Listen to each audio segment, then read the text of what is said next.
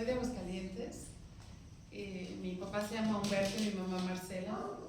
Mi esposo se llama Juan Antonio y bueno, tuve 4 hijos, aunque mi segunda niña murió el día que nació. Y esa es la parte personal. Estudié la licenciatura en investigación en educación y Yolis y Chava eran docentes en ese tiempo y luego me fui a tener hijos y tal. Y hubo un momento donde pues decidí, me invitaron al radio, a Radio BI, a hablar de historia, y en ese momento sentí que me faltaba mucho por aprender. Entonces entré a la maestría y me hice mi maestría. Y luego me encontré bueno, en realidad fue Chava, siempre digo que fue Yolis, pero fuiste tú. En un evento de la universidad, Chava me dijo, Yolis va a ir a Oaxaca, dile que te invite. Y fui con Yolis corriendo y nos fuimos juntas a Oaxaca y estuvimos en un congreso de mujeres, de historia de mujeres. Creo que ese es uno de los goznes biográficos de mi vida más importantes.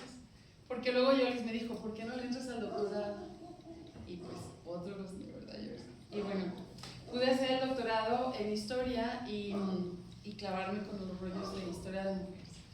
Entonces, lo que les puedo contar de mi trabajo es que con la tesis doctoral, con mi tutora Yolis y otras 2 profesoras, los judíos de la Ciudad de México me dieron un premio que se llama Rabino Jacobo Goldberg, porque consideraron que yo había recuperado la historia de los judíos que llegaron a México en los años 20 a través de Anita Brenner. Entonces fue súper emocionante eso.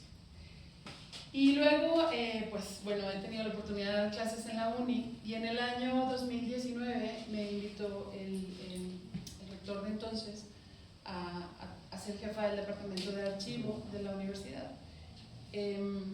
No sabía yo que iba a ser el segundo gozne así como clave de mi vida profesional, porque ahí tuve que aprender lo que eran los archivos de una institución y los archivos personales, porque la universidad recibe archivos personales en la bóveda Jesús Contreras, que seguramente ustedes conocen.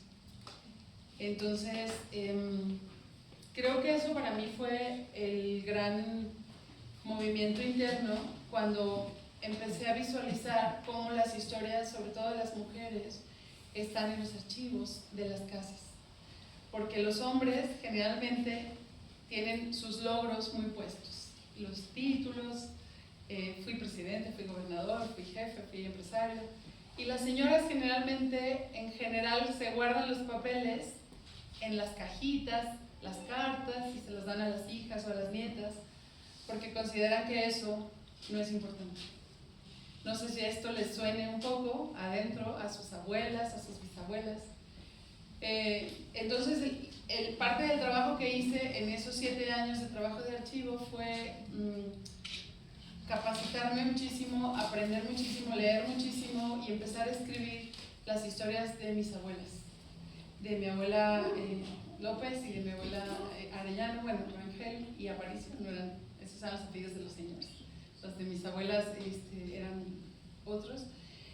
Y a través de esto, y por ejemplo de un seminario en el que estuvimos Yolis y yo, hemos estado Yolis y yo durante muchos años, tuvimos la oportunidad de revisar los archivos de personajes en México.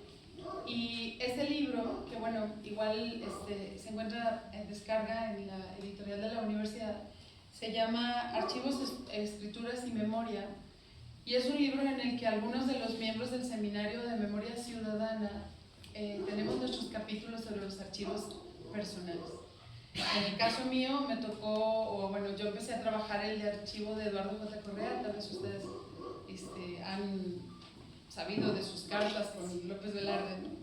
Pero el archivo de Eduardo J. Correa a través de su nieto, bueno, en este libro es en el que yo, trabajamos. Y un libro que a mí me parece entrañable y que tiene que ver con el archivo de la memoria, y que aquí está. ¿Los ponemos? Sí. Este libro se llama Recuerdos de mi universidad.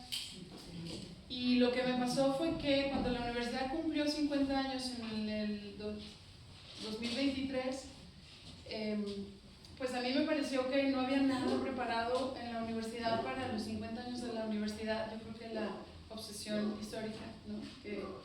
que nos recorre algunos de los que estamos aquí, y propuse en el departamento de historia que se hiciera algunas cosas para la historia de la universidad, y la decana, el jefe de departamento, la decana y la rectora estuvieron de acuerdo, y una de las cosas fue hacer una convocatoria para que las personas que habían estado en la universidad, si querían, mandaran un texto y una foto de lo que habían vivido desde 1973 hasta el 2023. Y bueno, en este libro hay 93, que por cierto Gustavo nos mandó el libro, su artículo se llama Los archivos olvidados de la secundaria de la UA. Cuando se sepa. Cuando él los tiene. Entonces, me parece que en esta parte estaba yo ya muy inspirada, muy tocada, pues, por el tema del archivo de la memoria y del archivo personal. Porque la historia de la Universidad Autónoma de Aguascalientes está contada desde la perspectiva académica, desde la historia de los rectores, la memoria de los eventos, de lo que me digan, ¿no? Todos los congresos y tal. Pero esto que cuenta cada una de las personas en una paginita es lo que ellos se acuerdan. Mi maestro, mi viaje a no sé dónde, mi colaboración para eso. Entonces creo que este libro está a libre descarga en Editorial UAA, y tal vez a ustedes, si lo bajan, les conecte con algún momento de la historia de Aguascalientes y la historia de la educación en Y bueno, el último ya para acabar, porque ya me acabé el tiempo, ¿verdad? Pues 3 minutos. 3 minutos.